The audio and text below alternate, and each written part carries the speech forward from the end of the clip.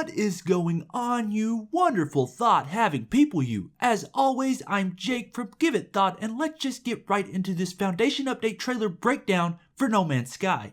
So starting off, we have 3 game modes now. Normal, which is just your standard relaxing stroll through the game. Then you have Survival, which really turns up some of the, survival elements of the game. I haven't played around with this one much, but I want to say this was not something that I was expecting. And finally, we have Creative Mode, which I think will really make a lot of people happy. It is similar to Minecraft's free mode, where you can just build anything you want no matter the cost, and you can also explore at your own leisure, so no worrying about fueling your ship or anything.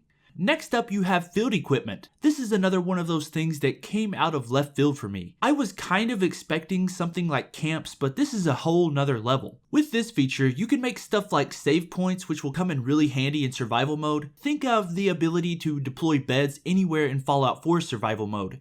There's also automated mining harvesters, which allow you to do whatever you want while these little things get resources for you. This will be a ray of sunlight in a storm for some people who have had enough with the mining loop.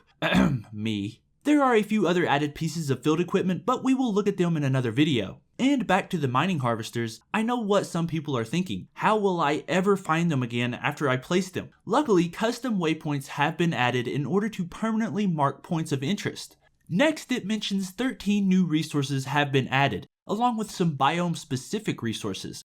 I know I keep comparing this to Minecraft, which will probably tick some of you off, but when thinking biome-specific resources, think cacti in the desert or snow in the winter biomes. There are also dead planets and moons now, which I'm not sure anyone was asking for. I think they were asking for the opposite actually, but I guess some players may want a blank slate for their bases or something.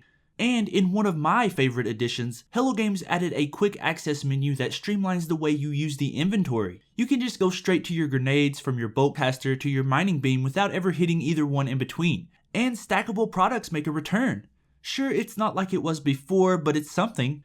Right here, they also mentioned that the terrain algorithm has been improved, which was clearly obvious to me when I booted up the game after the update this morning. And what this does is just make the planets more visually appealing. I can tell a big difference actually, and I'm not the kind of person that really looks for that stuff. And after rounding that corner, we now see base building, or the result of it for the first time. Doesn't that just give you goosebumps?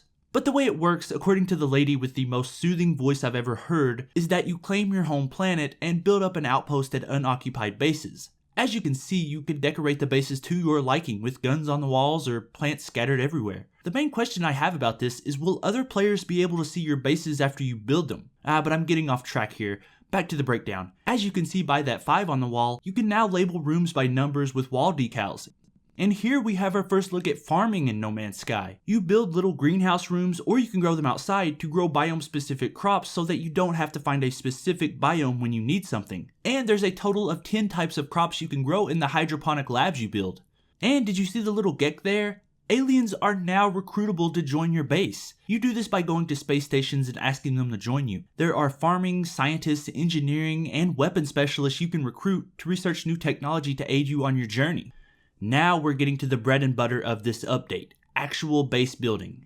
You can see that in action here as the player adds module-like hallways to the base. All this functions fairly well from what I've played of this. Like I said, it is very modular and snappy, so it is easy to build whatever kind of base you want. There's also portals that actually function. You can teleport from your home planet to a space station at any time using what are called terminus teleporters. And next is the addition of something I did not think we would see until well after the next update, and that is space freighters. They can be called on from anywhere in the galaxy after you purchase them, and they apparently cost a lot, so be ready to save up for one. The fantastic thing about them is that it will give you extra inventory space, which is a huge problem in the game. And really quick, it mentions that planets can be scanned from space for more than just waypoints. You can actually look for resources outside planets' atmospheres. And another quick note that the trailer makes is that current mission objectives can be viewed at any time, so there's that. Another big graphical update is motion blur, which, according to the narrator, visually represents the feeling of speed.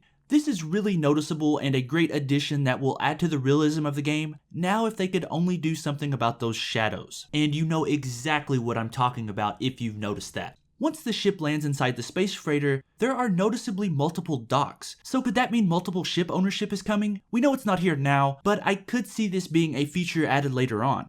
Now that we're in the freighter, we can see that this will be your mobile base. And this is what I wanted bases to be in the first place. You'll likely spend your time here instead of on your home planet once you purchase one. The trailer mentions right here that you can stockpile goods inside freighters and trade them to systems that have better economics. Like when you visit some systems and they're paying more for iridium, for example, you can automatically trade for the highest price available. Again, we see more examples of the freighter acting as our mobile base. Just like home planet bases, you can build upon your freighters to, quote, alter them internally to your liking. If you look right there, you can see a Korvax playing with an iPad. Of course that's some crazy technology and not an iPad, but it looks like you can also recruit aliens to your freighter as well. Here we get more evidence that this will be a mobile base with the addition of its very own hydroponic system and the addition of cargo holds. Here they're showing us the level of customization you can have on the space freighters, and right there we can spot another Gek, which further leads me to conclude we can recruit aliens to the freighter. And here the narrator mentions that the better anti-aliasing will reduce those jagged edges that pop up everywhere.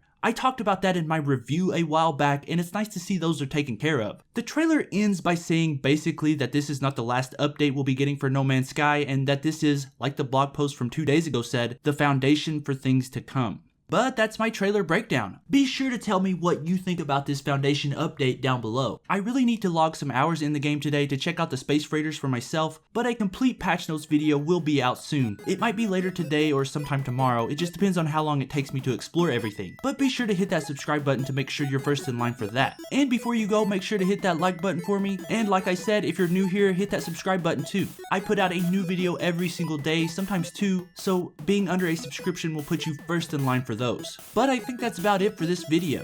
Thank you so much for watching, and remember, give thought to everything.